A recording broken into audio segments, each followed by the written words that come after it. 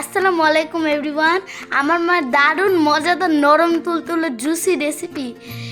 তাহলে যাওয়া যাক। তো আসসালামু আলাইকুম। তো আমরা স্টেক বানাবো আজকে, যা খেতে দুর্দান্ত হয়েছিল, খুবই জুসি এবং নরম হয়েছিল খেতে। তো আপনারাও ট্রাই করবেন আশা করছি। তো চলেন মূল রেসিপিতে চলে যাই। এই রান্নাটা করতে আমি খুব বেশি ইনগ্রিডিয়েন্টস ব্যবহার করব না, শুধুমাত্র লেবু আর লবণ আর গোলমরিচের গুঁড়া। এটা দিয়ে আমি 1 ঘন্টার মতো ম্যারিনেট করে রেখে দিব। এই দেখেন, গোলমরিচের গুঁড়া দিলাম, লবণ দিলাম আর লেবু দিয়ে এটা ম্যারিনেট করে রেখে দিচ্ছি।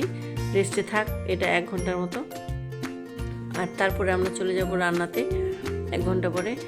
দেখেন, প্রথমে আমি বাটার দিয়েছি আর বাটারে রসুন কোয়া দিয়েছি, 3-4 কোয়া রসুন কোয়া দিয়েছি।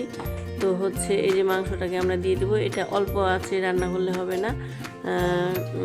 এই রান্নাটা আপনাকে খুব মিডিয়াম আঁচেই করতে হবে, জোরেই করতে হবে।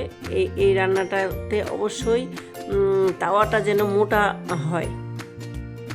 তো এটা মোটা পাত্রে রান্না করলে এই রান্নাটা খুব ভালো হয়, পুড়ে যায় না বা হয় না।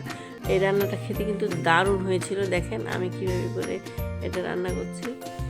তো রান্না যখন সিদ্ধ হয়ে যাবে তখন আপনারা এভাবে করে সার্ভ করবেন। এটা খেতে খুবই মজাদার, অবশ্যই আপনারা বাসায় ট্রাই করবেন। দেখেন কিভাবে সিদ্ধ হয়ে গেছে আর খেতে খুব ভালো লাগছিল। তো আপনারা অবশ্যই ট্রাই করবেন। তো আজকে এই পর্যন্তই। সবাই ভালো থাকবেন। আল্লাহ আবার হাফেজ। দেখা হবে নতুন কোনো রেসিপি নিয়ে। আল্লাহ আল্লাহ হাফেজ। হাফেজ।